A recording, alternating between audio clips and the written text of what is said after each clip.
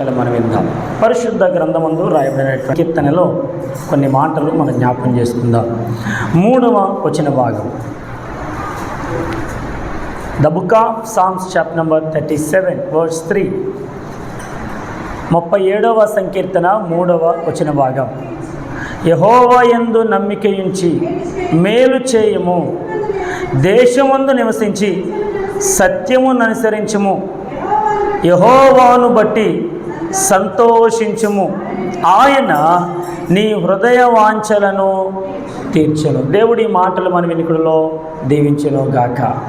పరిశుద్ధమైన మా దేవా, నీ ఘనమైన పాదములకు వందనాలు చెల్లిస్తూ ఉన్నాం. కొద్ది నిమిషాలు నీ మాటలు ధ్యానించుచుండగా మీరే నాతో మాతో అందరితో మాట్లాడి బలపరిచి నడిపించమని, బలారాధన అంతట్లో నీ కృపను తోడిపించమని యేసు నామములో అడిగి పొందుకుని నామ పరమ తండ్రి, ఆమేన్. వినండి, కీర్తనకారుడు మాట్లాడుతున్న మాట ఏంటంటే, యెహోవాను బట్టి సంతోషించుము, అప్పుడు ఆయన నీ హృదయ వాంఛలను తీర్చును. గమనించినట్లయితే ప్రతి ఒక్క మానవునిలో కూడా ఉండేటువంటి హృదయ తలంపులు, హృదయ ఆలోచనలు అనేకమైనవి. ఎంతగా ఎక్కువగా ఉంటాయంటే, ఒక వాంఛ అనగా కోరిక, ఒక కోరిక తీరిన తర్వాత ఆటోమేటిక్గా మరికొన్ని కోరికలు మన మధ్యలో వస్తూ ఉంటాయి. కానీ నేను అంటాను, ఈ కోరికలన్నీ కూడా దేవునికి తెలుసు.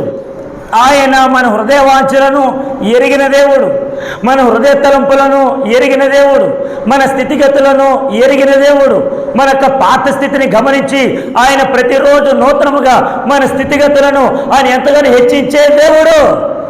అటువంటి గొప్ప దేవుడు ఇప్పుడు ఏమని తెలియజేస్తారంటే 3వ వచనంలో, యెహోవా యందు నమ్మిక ఉంచండి. మీరు మనుషులను నమ్మిక ఉంచుతారో లేదో నాకు తెలియదు, కానీ మనుషుల మీద ఆధారపడతారో లేదో నాకు తెలియదు, కానీ నేనైతే ఒక రాజుగా ఉన్నాను, ఒక రాజుగా పరిపాలిస్తూ ఉన్నాను, ఒక అధికారిగా ఉన్నాను, ఒక నాయకుడిగా ఉన్నాను. కానీ ఏ మనుషుల మీద ఆధారపడడానికి నేను ఎంత మాత్రం కూడా వాళ్ళ మీద ఆధారపడను. కారణం ఏంటి తెలుసా? చిన్నతనంలో దావీదు తన అన్నాదమ్ముల కంటే చిన్నవాడుగా ఉన్నాడేమో కానీ, లాస్ట్గా పుట్టాడేమో కానీ, అన్నాదమ్ముల మధ్య అలాగే తల్లిదండ్రుల మధ్య ఎటువంటి ప్రేమ అభిమానాలు లేకుండా చిన్నవాడిగా ఉంటూ అనేకమైనటువంటి పలుమార్లు అనేకమైనటువంటి కార్యకలాపాలలో, లేదంటే తల్లిదండ్రులు తిడుతూ, అన్నాదమ్ములు తిడుతూ అనేకమైనటువంటి ప్రాంతాల్లో, అడవుల్లో, అరణ్యములో ఆ గొర్రెలు మేపడానికి పంపించేసేటువంటి వారు. కానీ దావీదు ఎప్పుడు మా అన్నలు ఉన్నారులే, మా వదులు ఉన్నారులే, వాళ్ళు ఉండగా నాకేంటి భయం, మా అమ్మ నాన్నగారు ఉన్నారుగా, వాళ్ళు ఉంటే నాకేంటి భయం, నాకేంటి ఆందోళన అని ఎప్పుడు ఆలోచించాల. కారణం ఏంటి తెలుసా? వాళ్ళు ఏనాడైనా వదిలేస్తారేమో కానీ నన్ను నమ్మిన నా దేవుడు, నేను ఏ దేవుడినైతే ఆరాధిస్తున్నానో ఆ దేవుడు నన్ను ఎప్పటికీ విడిచిపెట్టాడు. ఆమేన్. విడిచిపెడతలే. కట్టుకున్న భర్త అయినా సరే కొంచెం కోపం వస్తే ఒక దెబ్బేస్తాడేమో కానీ, కట్టుకున్న భార్య అయినా ఒకవేళ మాట వినకపోతే ఇల్లు విడిచిపెట్టి వెళ్ళిపోతారేమో కానీ, కడుపును పుట్టిన బిడ్డలు ఎన్నిసార్లు పిలిచిన మాట వినలేక ఉంటారేమో కానీ, నన్ను కని పెంచినటువంటి నా తండ్రి అనగా పరిశుద్ధ తండ్రి నా దేవుడు నన్ను ఎప్పుడూ కూడా విడిచిపెట్టడు. ఆయన నా హృదయ వాంఛలు తీరుస్తాడు. ఆమేన్. తీరుస్తాడు. ఈ మాట ఎంత ఖచ్చితంగా దావీదు పలుకుతున్నాడు చూడండి. నేను అంటాను, ఆనాడు దావీదు పలికినట్టుగా ఈరోజు మనము కూడా యెహోవా యందు నమ్మిక ఉంచగలిగితే, మనుషుల మీద ఆధారపడడం కంటే, చదువు ఒక మాట, 118వ సంకీర్తన 8-9 వచ్చిన భాగములు. 118వ సంకీర్తన 8-9 వచ్చిన భాగాలు. మనుషులను నమ్ముకున్నట్టు కంటే యెహోవాను ఆశ్రయించుట మేలు, రాజులను నమ్ముకున్నట్టు కంటే యెహోవాను ఆశ్రయించుట మేలు. ఎవరు నమ్మాలి?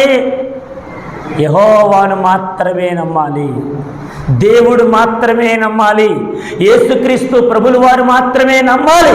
ఎందుకు నమ్మాలి అని అంటారేమో, ఆ యేసు ప్రభు తప్ప నాకెవరు సహాయం చేయలేదు, నన్నెవరు నడిపించలేదు, నాకెవరు తోడుగా లేరు. అందుకే ఇందాక ఆరాధనలో పాట పాడిన మాట, ఏదైనా చేయగల సమర్థుడు. నా జీవితంలో నేను ఎదుర్కొన్న ప్రతి సమస్యలన్నిటిలో ఆయనే నాకు మాదిరిగా ఉన్నాడు, ఆయన మీదే ఆధారపడ్డాను, ఆయనే నా కన్నిటిని తుడిచాడు అని ఒక రాజుగా సింహాసనం మీద అధిష్ఠానం చేయబడిన దావీదు పలుకుతున్న మాట, నేను యెహోవా యందు నమ్మికించి ఉన్నాను. మీరు నమ్మకించుతున్నారా? మీకు నమ్మకం ఉందా? అసలు నమ్మకం అంటే ఏంటి? నమ్మకం అంటే ఏంటి? విశ్వాసం అంటే ఏంటి? ఎవరైతే యేసు ప్రభువు మీద ఆనుకుంటారో, నా దేవుడు ఏ పరిస్థితులు ఎదురైనా, ఏ పరిస్థితులు నాకు వచ్చినా అన్నిటిలో కూడా నా దేవుడే నాకు సహాయం చేయగలడు అని ఆయన మీద ఆధారపడడమే.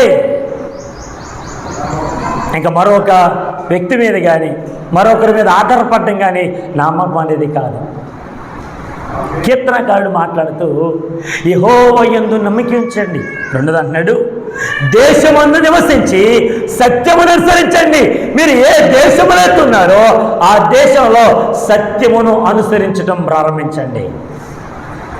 కొంతమంది చూడండి, చివరి దినాలలో, అంతకుముందు దినాలలో జరిగినటువంటి ఒక సంఘటన ఏంటంటే, కొరియా ప్రాంతంలో కొంతమంది ఈ రీతిగానే గుమ్ముకొడి ప్రార్థన చేస్తూ ఉన్న సందర్భాలలో కొంతమంది యేసు ప్రభు అంటే కిట్టలేనటువంటి వారు, యేసు ప్రభువును ఆరాధించలేనటువంటి వారు, యేసు ప్రభువును నమ్ముకోలేనటువంటి వారు, యేసు ప్రభు గొప్ప దేవుడని ఎన్నిసార్లు చెప్పినా మాకు ఆ దేవుడు లేడులే, మాకు మరొకరు ఉన్నారులే అని చెప్పి యేసు ప్రభువును ఆరాధిస్తూ ఉండగా అనేక మంది గుంపులుగా వచ్చి అనేక మందిని పట్టుకొని ఒక గుంపుకి ఏర్పాటు చేసి ఒక్కొక్కరిని అడుగుతున్నారంటే, ఎరా నీకు దేవుడు అంటే ఇష్టమా?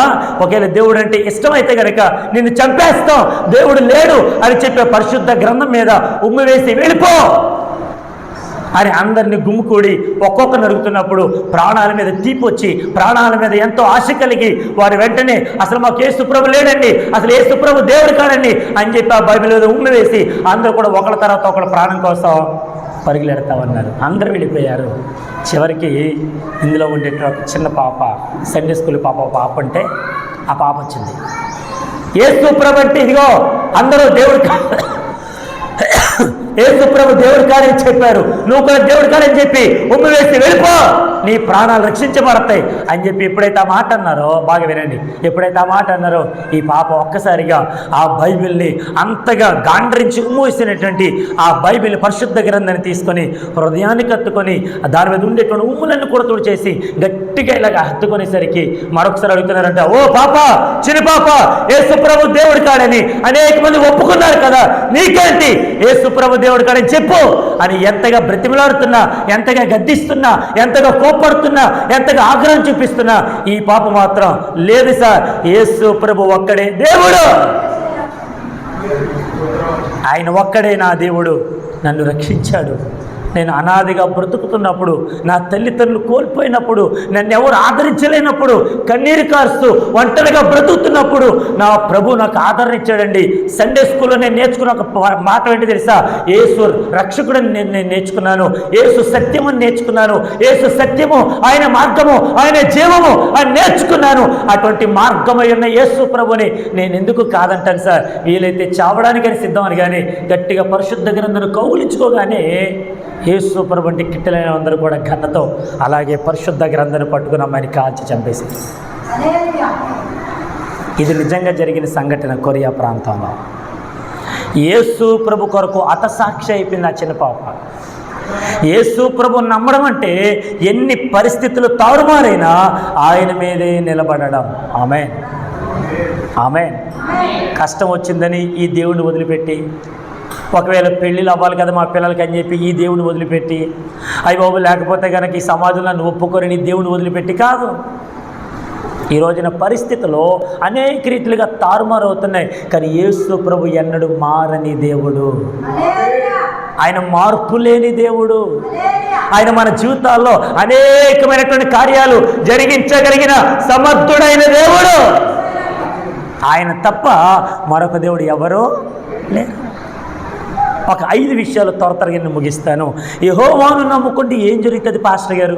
యెహోవాని మీద ఆశ కలిగితే, ఆయన మీద ఆధారపడగలిగితే యేసు ప్రభు ఏం చేస్తారు సార్ అని అడిగితే ఒక 5 విషయాలు ప్రాముఖ్యంగా మీతో జ్ఞాపకం చేస్తాను. గమనించండి. ఈ రోజున పెద్దవారు చెప్పేటువంటి మాట ఏంటంటే, ఒరే 4 రూపాయలు సంపాదించుకోవడం కంటే 4 మనుషులు సంపాదించుకోరా? ఎప్పుడైనా అన్నారు ఈ మాట? 4 రూపాయలు వెనకేసుకోవడం కంటే 4 మనుషుల్ని సంపాదించుకో. 4 రూపాయల కంటే 4 మనుషులు ఎక్కువ అంటే ఎక్కువే. ఎందుకని అడిగితే ఆ 4 మనుషులే మనం చనిపోయినప్పుడు మోస్తారు. నువ్వు బ్యాంకులో దాచిపెట్టిన డబ్బు నిన్ను మోస్తుందా? నీ ఆస్తిపాస్తులు నిన్ను మోస్తాయా? నీ తోడు వస్తాయా? నీ వెంట వస్తాయా? రావు. ఏ ఒక్కటే రాదు. కానీ 4 రూపాయల కంటే 4 మనుషులు మనం సంపాదించుకోవాలి. ఒక 5 ప్రాముఖ్యమైన విషయాలు మీతో జ్ఞాపకం చేస్తాను. చదవండి 9వ వచన భాగం. కీడు చేయువారు నిర్మూలమగుదురు. 37వ సంకీర్తన 9. కీడు చేయువారు నిర్మూలమగుదురు. యెహోవా కొరకు కనిపెట్టుకునేవారు దేశమును స్వతంత్రించుకొందరు. దేవునికి స్తోత్రం. ఎవరైతే యెహోవా కొరకు కనిపెట్టుకుంటారో, ఎవరైతే దేవుని కొరకు ఎదురు చూస్తారో, వారి జీవితాల్లో ప్రభు వారికి ఇచ్చేటువంటి ఆశీర్వాదం ఏంటంటే ఆయన వారందరికీ భూమిని స్వతంత్రతగా, దేశమును స్వతంత్రతగా ఇస్తానన్నాడు. దేవునికి స్తోత్రం. ఎవరినిస్తాడంట? ఏం పొందుకుంటావు? స్వతంత్రత. దేశమనే స్వతంత్రంగా పొందుకుంటావు. దేశమనే నువ్వు అనుభవిస్తూ ఉంటావు. దేశంలో ఉన్న ప్రజలందరూ కూడా నీ దాసోహం అవుతారు. అందుకే చూడండి, యేసు ప్రభువు వారు ఎక్కడ కనబడినా, యేసు ప్రభువు వారు ఏ ప్రాంతానికి వెళ్ళినా, ఏ గ్రామానికి వెళ్ళినా, ఆ గ్రామంలో అనేకమైనటువంటి రోగముతో బాధపడుతున్నవారు, అనేకమైనటువంటి సమస్యలతో బాధపడుతున్నవారు యేసు ప్రభువు ఆ ఇంటికి వచ్చాడని మార్కు సువార్త 2వ అధ్యాయంలో ఆయన కపెర్నహూములో ఆ ప్రాంతంలో ఆ ఇంటికి రాగానే అనేకమైనటువంటి మనుషులు గుమికూడినందున, అనేక మంది మనుషులు యేసు ప్రభు చెప్పిన మాటలు విరుచున్నందున ఆ ఇంటిలో ఖాళీ లేక పక్షవాయువు గల ఆ రోగంతో బాధపడుతున్న వ్యక్తిని 4 మనుషులు ఆ ఇంటిలోనికి తీసుకెళ్ళడానికి దారి లేక ఇంటి పైకప్పును చీల్చుకొని ఆ పై నుంచి కిందకి దించారు మంచంతో. దేవునికి స్తోత్రం. హల్లెలూయా. యేసు ప్రభు ఎక్కడ ఉంటే అక్కడ రక్షణ. దేవునికి స్తోత్రం. యేసు ప్రభు ఎక్కడ ఉంటే అక్కడ స్వతంత్రత. దేవునికి స్తోత్రం. ఇప్పుడు నువ్వు యేసు ప్రభు నమ్ముకున్నావు కనుక యేసు ప్రభు కొరకు మనం ఎప్పుడైతే కనిపెట్టుకుంటామో మన జీవితంలో జరిగేటువంటి మొదటి ఆశీర్వాదం, మనం దేశమును స్వతంత్రించుకుంటాం. ఆమేన్. దేశమును ప్రేమించుమన్నా, మంచి అన్నది పెంచుమన్నా. ఇప్పుడు మనం ఏం చేయాలి? దేశాన్ని ప్రేమించాలి.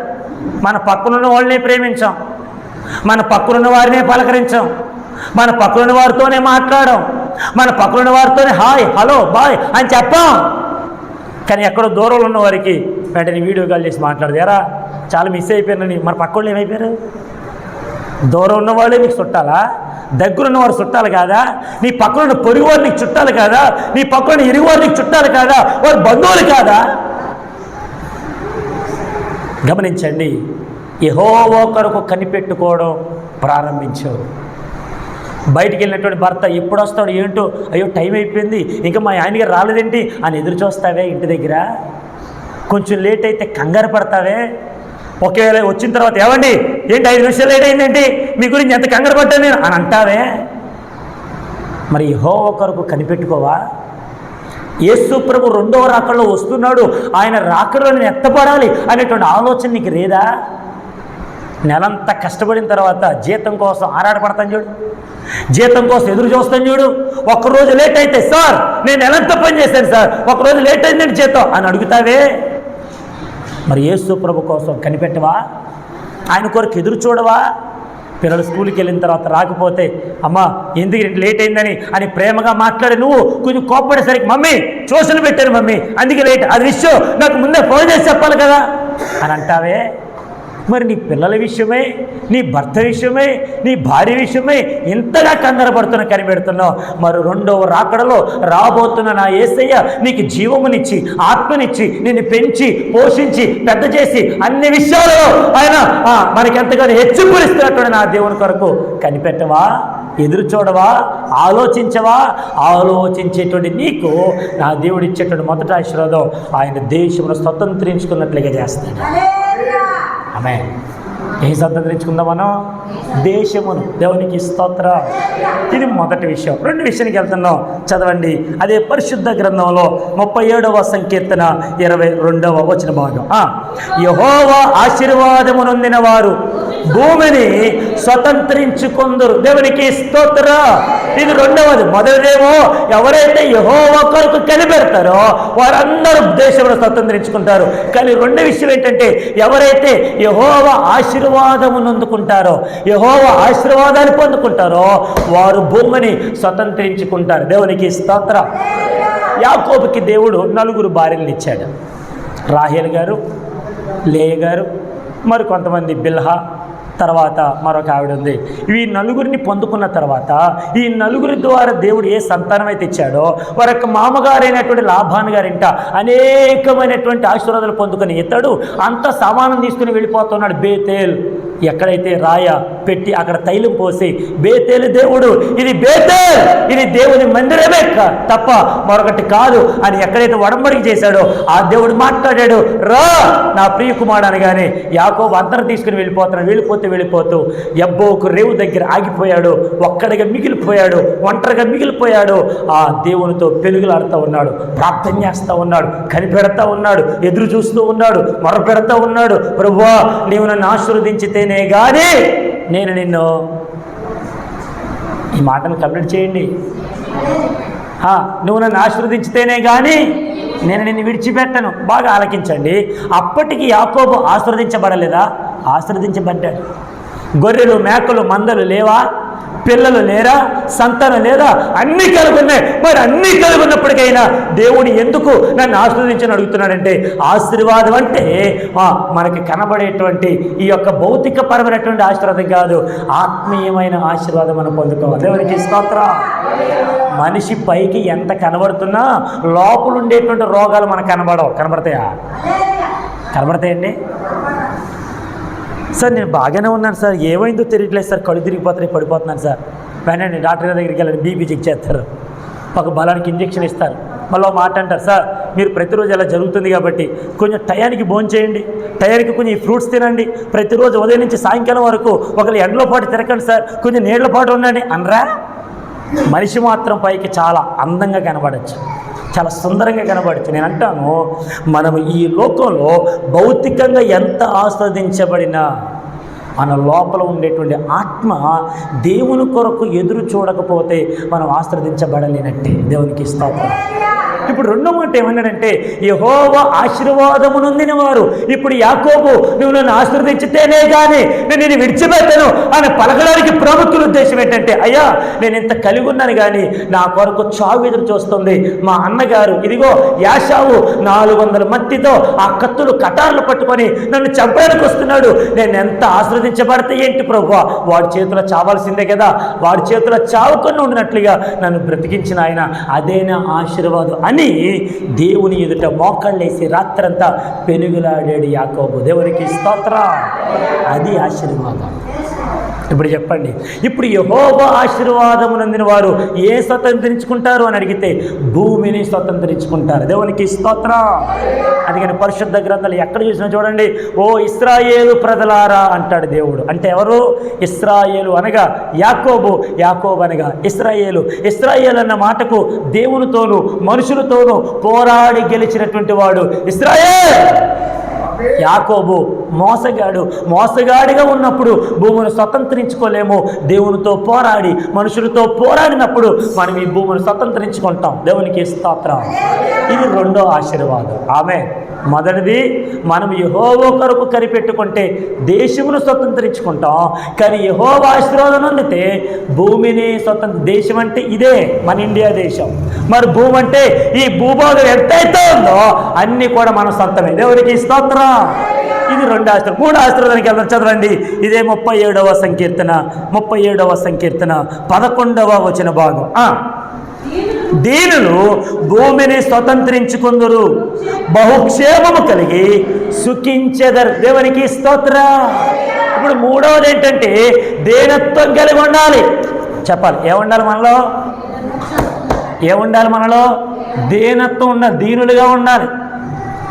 ఎందుకు చెప్తున్నానంటే, మోషే గురించి నా దేవుడు మాట అంటాడు, మోషే నువ్వు నా ఇల్లంతటిలో, అబ్బా ఎంత నమ్మకంగా ఉన్నావయ్యా. ఆమేన్. హల్లెలూయా. మరొక మాట్లాడు, మోషే నా ఇల్లంతటిలో మిక్కిలి సాత్వికుడు. ఇశ్రాయేల్ని 6 లక్షల కాలబలాన్ని నడిపించడం అంటే మామూలు విషయం అండి.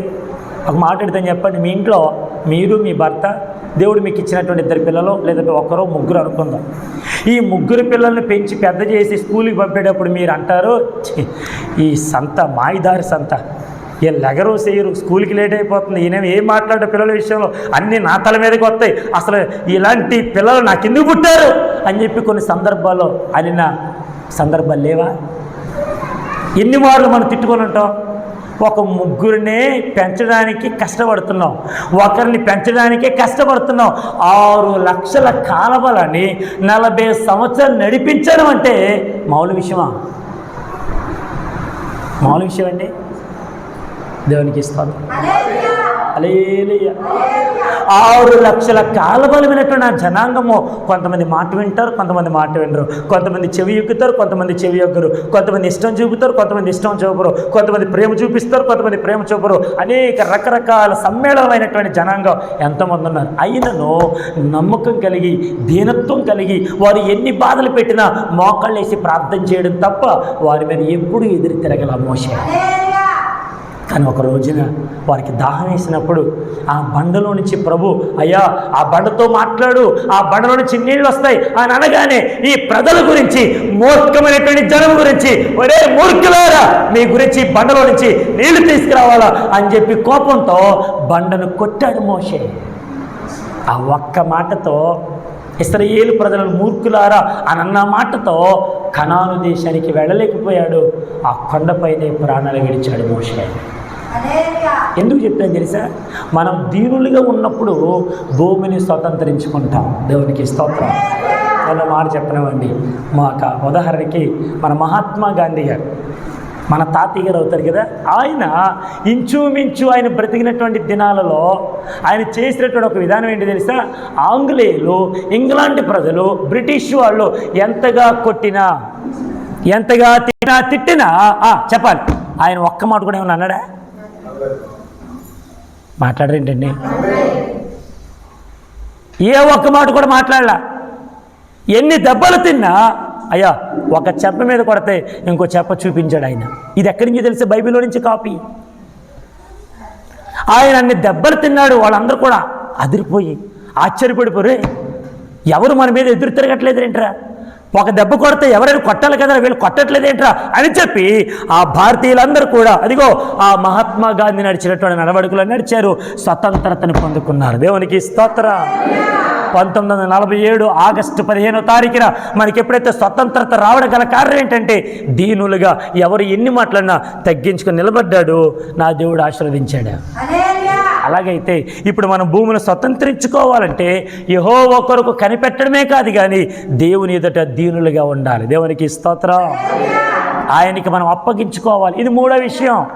1 యెహోవా కొరకు కనిపెట్టుకోవాలి, 2 యెహోవా ఆశీర్వాదం పొందుకోవాలి, 3 దీనులుగా ఉండాలి. అప్పుడు మనం భూమినే కాదు దేశమును కూడా స్వతంత్రించుకుంటాం. దేవునికి స్తోత్రం. హల్లెలూయా. 4వ విషయంలోకి వెళ్తున్నా, చదవండి.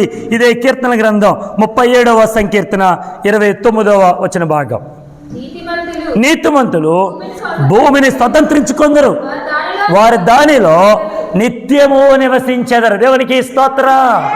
ఇప్పుడు 4వది ఏంటంటే నీతిమంతులుగా ఎవడైతే ఉంటాడో వారందరూ కూడా భూమిని స్వతంత్రించుకుంటారు. దేవునికి స్తోత్రం.